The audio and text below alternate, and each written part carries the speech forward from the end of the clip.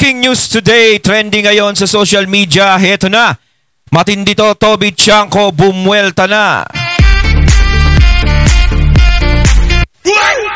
Ayan, syempre itong balitang ating matutunghayan ngayon ay nagmula kay DDS News PH. At ito po ang inyong lingkod na si BT na magbibigay ng reaksyon at komento dito sa video na ating matutunghayan ngayon. At huwag na natin pagtagalin at sabay-sabay na nating panoorin ang laman ng video na hatid sa atin ni DDS News PH at bibigyan natin ng reaksyon ang balitang ito. Pasok!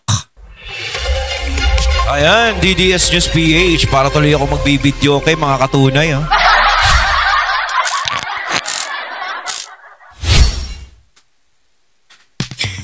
Meron ring inilabas na bagong revelasyon itong si Toby Chanko na in-interview siya sa One News.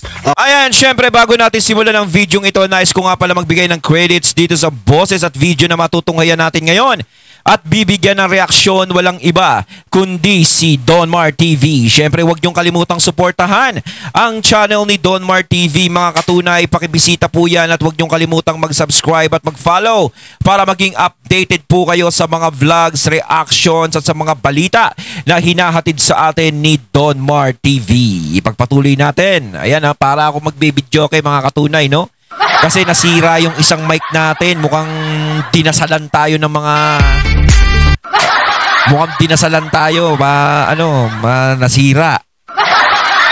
Siguro dinasalan tayo ni Tambi.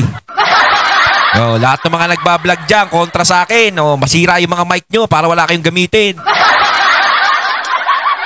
Meron pa ako reserba.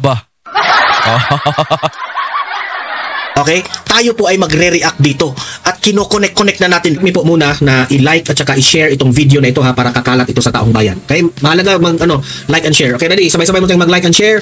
1, 2, 3, go! Go!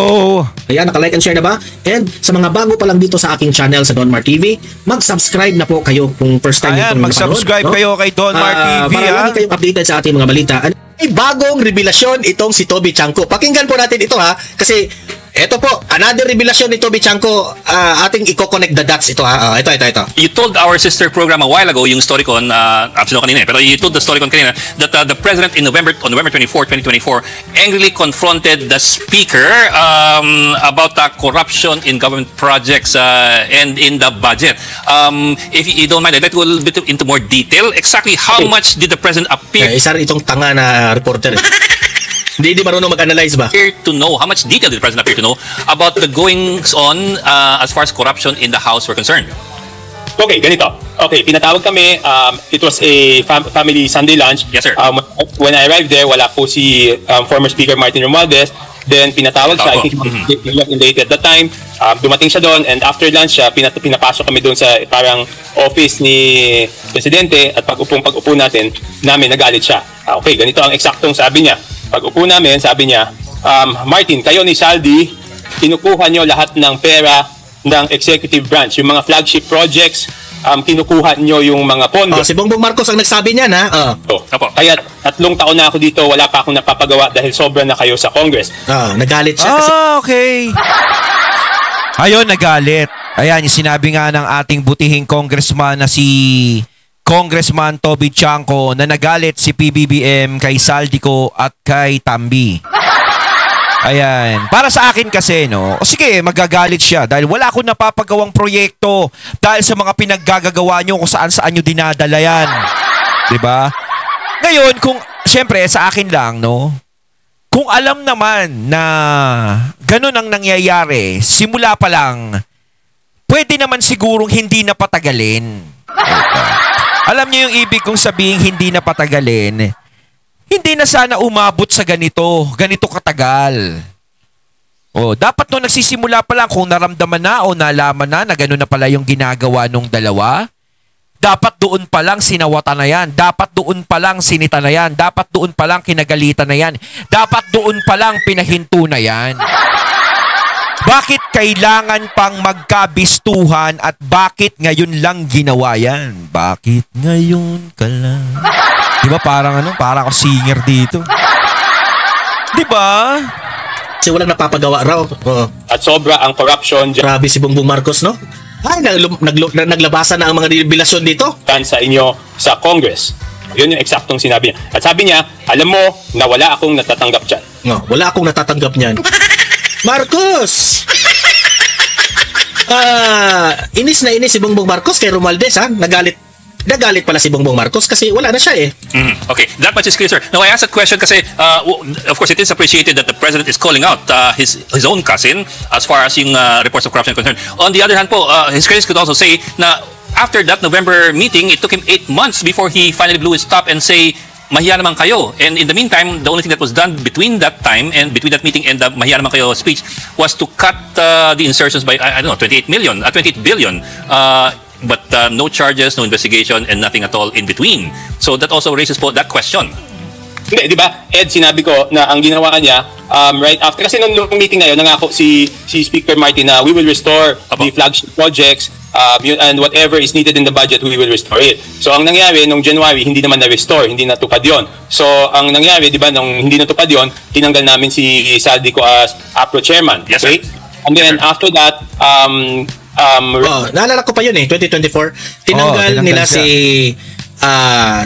si Saldico as the chairman. Right after mapasa yung budget kasi there was no time to veto all the items. Di ba sinabi ko na dati pa na pinahold niya lahat ng items na pumasok sa insertion. No? Yes, sir. So, pinahold niya yon at kaya nga ako nasama dito sa gulunto kasi sa akin aral kung ano yung mga insertions na yon, di ba? Sinabi ko na rin yan dati. And I know as of July 29, you can testify that you can testify some of the events na nangyari, Toby Chanco, di ba? Be honest to the Filipino people. Parang 80 plus billion yung hindi na ma-release out of 209 na insertion ng House of Representatives. Grabe. Kasi yung mukhang kaduda-duda. Yung iba, na-release yun. So, Hindi talaga kaduda-duda. Yun na yun. Huwag kayong magduda na. Grabe talaga yung mga nangyayari, no? Talagang, kahit ako, hindi ko inaasahan na ganito eh.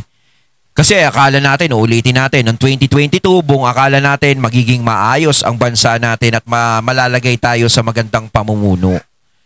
No? Pero lahat ito ay mali. Lahat ito ay imahinasyon lamang. 'Di ba? Kaya taong bayan ang naging kawawa. Ngayon, hindi natin alam kung hanggang kailan tayo magtitiis. No? Kasi nga sinasabi, 3 taon na lang, magtiis tayo. Total, matatapos na. Yung iba naman, baka mamaya mag-resign na yan. Pero sa pagre-resign kasi, alam nyo mga katunay, no? Parang napakalabo pa kasing mangyari yan. No? Napakalabo. Hindi bababa yan. Kahit siya gustuhin niyang bumaba, o pagpalagay natin, bababa siya. Pero sa tingin nyo ba, yung mga taong nakaikot sa kanya, is papayag na lang ng ganun-ganun na bumaba siya? Siyempre, hindi. Unang-una, syempre mawawala lahat yung mga benepisyo ng mga taong nakaikot sa kanya kapag si Sara Duterte ang pumalit. Dahil alam naman natin na si VP Sara ang may posibilidad na pumalit sa kanya sa pagiging presidente. Lalong-lalo na yung iba dyan sa Kongreso na ayaw sa mga Duterte. 'Di ba? Talagang kakabahan sila, hindi sila papayag. Ngayon, yung sinasabi kong ganito, no? Kung alam naman talaga ng ating Pangulo na gano'n na ang nangyayari simula pa lang, dapat nung simula pa lang tinigil na yan. Kinastigo na sila. 'Di ba? Kaya ito pinagtagal kasi. Pinagtagal, ginawa parang ang nangyari kasi masama mang sabihin. Yung opinion na to parang kinunsinte. 'Di ba? Parang ibinigay yung hilig nila. Kinunsinte sila sa gusto nilang mangyari. Kaya nung nagkabistuhan na, nung nagkabahaan na, nagkalubugan na, doon na lumabas yung tunay na problema. Kaya nagkaungkatan ngayon. Ngayon, pagpalagay natin, bigyan natin ng katwiran ng Pangulo na hindi siya kasama o wala siyang pinakinabangan. O sige, lagyan natin ng katwiran. Ang problema kasi pinagtagal. Kaya maaaring pati siya idamay na rin dyan. Pero kung sa simula pa lang, itinigil na, pinatigil na yan, kinastigo na yan, tinanggal na yung mga yan, wala sanang problemang nangyari. Yun na talaga yun. May plano na talaga. Wala siyang ginawa. Hindi totoo na wala siyang... analysis lang natin yun yung sabi kong, yun na yun. Sa tingin natin, yun na talaga yun. Otherwise, pinalusot na yun, di ba? Yes, sir. So, the fact na pinaaral sa akin, pinakuha yung records. Unang-una, the fact na hinold. So, merong ginawa. Pero kung dagdagan ko lang yung sinabi ni Kong, kasi ang dami niyang pwedeng gawin, marami siyang options pwede niyang i-reenact. I know nobody wants that, pero if he wanted to be firm, he could have gone that way. Would you know, since magkaibigan kayo and you're related by marriage, what was the thought process there? Why decide to just sign it and pa-veto-veto kung ano yung makita niya? Kasi hindi talaga pwedeng reenacted budget ang sama nung epekto nun sa ekonomiya, di ba? May remedyo naman, di ba? May remedyo naman and the remedy was done, di ba? Hindi dinabas yung mga projects na kaduda-duda. So, the fact na hindi naglabas ng 84 billion, may ginawa, di ba? It was the same as vetoing it, di ba? Kung line item veto niya 84 billion na yon, hindi rin malalabas. So, yung hindi niya pag-veto ng buong budget does not mean na wala siyang ginawa. Yung epekto ng pag-hold at hindi payag na gastusin yung 84 billion, pareho ng epekto as if binito niya. Ang difference lang nun, kung binito niya, hindi na nakasulat sa budget yon. Dito, nakasulat sa budget, hindi lang ma-implement. So, hindi magagastos yung pera. So, may ginawa. Congressman, after that November 24 meeting, sinabi niyo po na pinagalitan pa rin ni BBM si former Speaker Romualdez kahit na he was abroad, he was in Dubai, parang pinapagalitan pa rin niya via text, no? And then he even said leadership change. But what happened, Congressman, from November until the 20th Congress, because Speaker Martin Romualdez was even re-elected as House Speaker, and what transpired or what triggered the President to finally say in his sona, no, yung mahiya naman kayo? Okay. Yung November 24 yon, linggo yon. And then, November 26 yata, pumunta siya ng Dubai, no? And November 26 and November 27, nung nasa Singapore ako, kausap ko lagi si former Speaker Martin Romualdez. Sinasabi niya sa akin, bakit ba ganito si Presidente? Ano pa to? Hanggang nahandun sa Dubai, ako pa rin yung pinapagalitan. So, parang sinasabi dito, laging pinapagalitan si Tambi. Kahit nasa ibang pinapagalitan pa rin siya. Parang sinasabi ni Tambi, parang bakit ako lang ang pinapagalitan? Meron pa na bang iba dyan? So parang nararamdaman na pala, nararamdaman na ni PBBM na meron talagang gano'n na nangyayari. Alam niya na sa sarili niya. Yun nga pinupunto natin Uulitin ko ulit, sana sa una pa lang hindi na pinagtagal na ganito kasi may ganyan ngang klase na problema. Hinintay pa nating lumaki ng lumaki. Bakit hinintay niyong lumaki ng lumaki? Kung iisipin syempre ng iba niyan, hinintay niyong lumaki ng lumaki para baka makalusot? Kaso hindi siya nakalusot Ang nangyari, nagkaroon ng bahaan. Parang mismong kalikasan na mismo ang nagbisto sa kung anong nangyayaring kabulastugan. Totoo yan. Mismong yung kalikasan na talaga ang nagbisto. Yung tadhana na mismo, hindi na nila naitago. Kaya parang ang nangyari kanya-kanyang ligtasan Kasi kung alam mo nang may ginagawang masama, parang hindi mo pa pinagbawalan. O pagpalagay natin, pinapagalitan Hindi naman dun. Kasi dapat tinanggal na lang talaga. Kasi kung meron siyang, kung ganyan na hindi na maganda pala yung ginagawa niyan ni Tambi, dapat tinanggal na. Tinanggal na sa posisyon. Hindi na naging speaker, di ba? Tanggalin na kita dyan. Puro kalokohan lang yung pinaggagawa mo dyan. Di ba? Kasi kung gusto mo, may paraan Kung ayaw, may dahilan.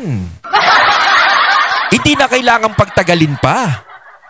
Kailan lang nag-resign yan? Ito lang. Ngayon lang. Ito lang.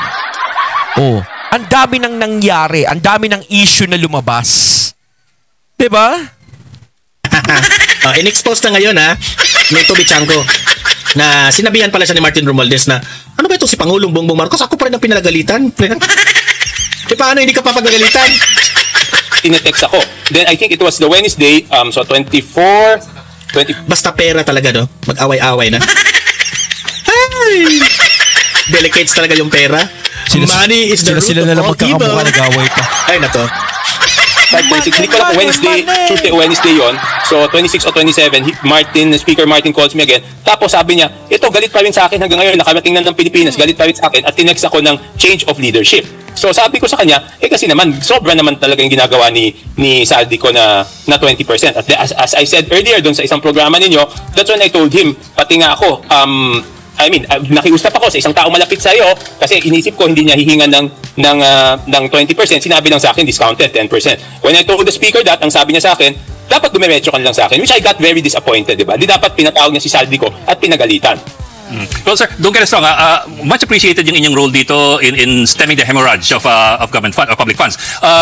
I think my question has more to do with yes, the president tried to shut off the faucet, but he did not cut the arm. In other words, he held on to the money para hindi mailabas, pero no investigation, no charges filed, nothing. Kumbaga, kung anong nakaraan, goodbye Philippines na po yun. Kaya nga nagsalita na siya, di ba? Nagsalita na siya nung SONA, di ba? Di ba nagsalita siya? Yes, sir. But that was 8 months later. Yes, sir. I understand, sir. But it did take a long time, and then of course we're looking at a series of events that led to the SONA that was almost a year. Was it because of the midterm elections, Congressman? No, it had nothing to do with yung hindi niya pagtanggal kay Speaker Martin? Are you referring to that, or what are you referring to? To investigate, Congressman, itong mga Yes, sir. insertions. In other words, if the president knew so much already about the corruption in Congress by both the Speaker and Zaldico, shouldn't he have done something to investigate or charge the two of them, or the rest of those who were involved as early as November or December or January? Parang napakalinaw na eh. Napakalinaw na talaga itong si Tamby. Parang, ayan ay lumalabas sa sinasabi ni Congressman Toby na talagang eto si Tamby talaga ganyan. Na alam natin na eto nga yung issue is parang dumidikit talaga kay Tamby. 'Di ba? Ang problema ngayon, 'di ba? Hindi talaga makasampa-sampa kay Tamby yung investigasyon. 'Di ba? Kasi parang kay Zaldico to eh. Parang ganito 'yan eh. Si Zaldico ayaw nilang pagsalitain, pinapunta sa ibang bansa. Ito naman parang kay Tamby naman parang ayaw paratingin sa kanya. Kasi alam nyo kung tutuusin, kung si Zaldico ang hinihintay natin na magsalita noon para may malaman tayo, mas marami tayong malalaman kay Tamby. Hindi ko naman direktang inaakusahan si Tamby o inaakusahan ko, ha? Bigyan natin ng katwiran. Sige, wala ka pa rin kasalanan. Hanggat walang katibayan. Pero parang dami na. Hindi, di ba? Ngayon, kung siya yung sigurong magsasalita, nako, yun ang pinaka-big pasabog. Kaso nga lang, ang tanong dyan, syempre parang idadarang mo na yung sarili mo sa sarili mong mantika. Di ba? Kailangan handang-handa ka na sa sarili mo sa kung ano mang haharapin mo nun. Oh, ang problema, 'di ba? Kaya ba nilang maglaglagan? Parang kay Senator Amy tsaka kay 'di ba? Wala nang kapakapatid, talagang may binulgar si Senator Amy na talagang ikinagulat ng lahat na hindi natin inaasahan na kay Senator Amy manggagaling 'yun. Syempre, tayo nadidinig na natin yung issue na 'yon about kay PBBM, pero talagang si Senator Amy na mismo ang talagang nagpasabog. 'Di ba? Kaya marami talagang dumipensa, maraming nagulat, maraming tumaas ang kilay, 'di ba? Kaya yung naman ni Senator Amy, hindi naman talaga is paniniwalaan siya ng 100% lalong-lalo na nung administrasyon eh. Syempre, administrasyon didepensa 'yan. 'Di ba? Ako naman kasi syempre kapatid 'yan si Senator Amy. Yung sinasabi nilang si Senator Amy is parang planado, pinakawalan para sirain ang administrasyon. Sinadya ni Senator Amy yun para sirain. Sa tingin ko kasi hindi niya gagawin yun basta-basta. Lalong-lalo na sinisira niya yung pangalan ng kapatid niya. Hindi siguro siya magsasalita ng ganon sa alam niyang ikasisira din nila. Marcos siya, Marcos si PBBM, magkapatid sila. Siguro, ginawa ni Senator Amy yun dahil ayun siguro ang tama. Kaya siya nagsalita ng ganon. Siguro para matigil na. Kaso nga lang, syempre, yun nga, yung nabanggit about dun sa bisyo-bisyo na yan. Diba, medyo hindi maganda sa pandinig na marinig at makita ng mga tao, kung ano man yun, is medyo talagang masakit. Syempre, bilang kapatid ko, syempre, pag narinig niya yun, ikaw pa mismong sa kapatid ko. Pero para sa akin, kasi hindi sinabi ni Senator Amy yun para ipahamak si PBBM eh. At tingin ko, hindi rin siya inutusan si Senator Amy. Wala siyang plano kasi andyan na ang Marcos eh. 'Di ba? Nandito na, nakabalik na eh. Oh. Bakit sisirain niya pa yung pangalan nila? Para kasi ang ginawa ni Senator Amy, nag-take the risk na siya eh. Parang sinugal niya na yung pangalan nila dito sa pagsasalita niyang gano'n. Sinusugal ko na to.